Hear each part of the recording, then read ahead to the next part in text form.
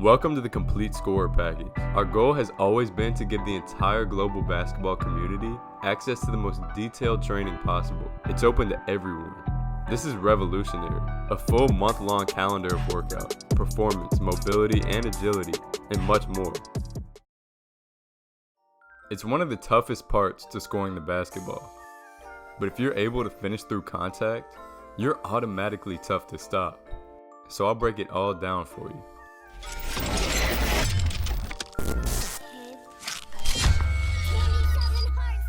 So there's a lot that goes into finishing with contact. But to start, I'll give you what I consider the golden rule. And this is that if there's going to be contact, be the one to initiate it. Obviously, this can't happen all the time, or even the majority of the time.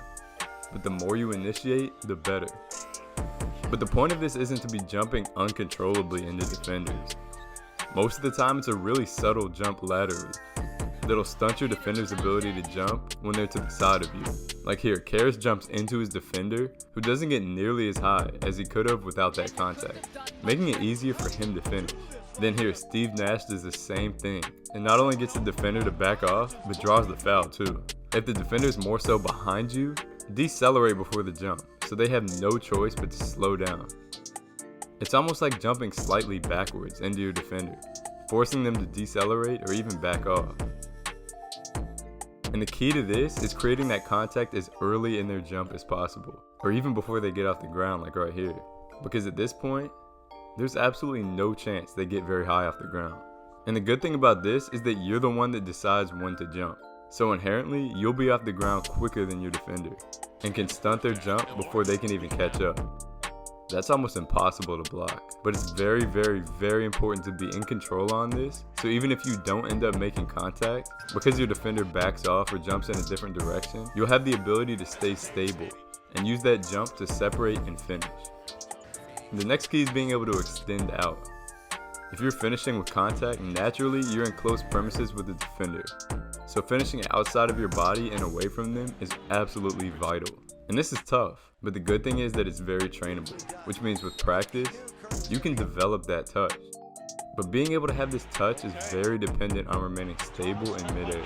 The more you can keep your body solid and under composure in midair and through contact, the better chance you have of finishing. And likely the biggest part of this is keeping your body compact, keeping your limbs as close to the center of gravity as possible. When your arms or legs flail out in midair like D Rose's do here, it throws off your entire balance. And this is exactly why you see the best finishers, like Kyrie here, absorb the contact with their arms close to their body compact, and then extend out later in the jump.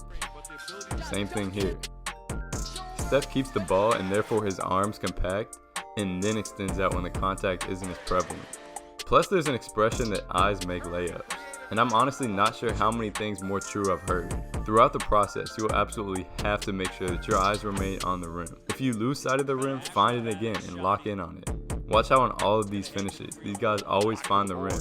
Even on crazy finishes like Drew's here, he locks in on that rim as soon as possible. And another thing, elbows. Control your space. If you're not swinging them and simply have them out in a strong position like IT does here, it's not a foul, it's just controlling your space. And chances are, defenders won't keep coming back to it. Another thing players tend to do is overcomplicate finishes by assuming that there will be contact and getting away from the easy and simple finish. The mindset should be to keep that finish as simple as possible until the defense forces you to change it. Like right here, watch how IT feels one guy swiping down at his arms and sees another ready to jump right in front of him. But he keeps it pretty simple and it ends up being a really easy finish.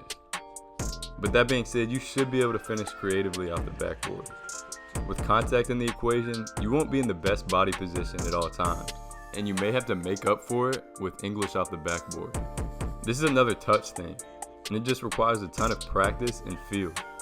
Another big advantage you may want to have is being able to jump off of 2 feet for that finish. It's just a stronger position. You're able to redirect your jump better, which means change directions right as you're entering the air. And this opens up so much for you. Finally, don't only leave one option open for yourself. If you feel like contact is imminent, be able to come to a 2-foot stop and work from there. You don't always have to be the aggressor. Sometimes, just play slower and smarter than your defender, and let the rest take care of itself. Thanks for watching. I hope y'all learned something you can apply on the court. Make sure to go rep it out and add it to your game. Also, make sure to show some love.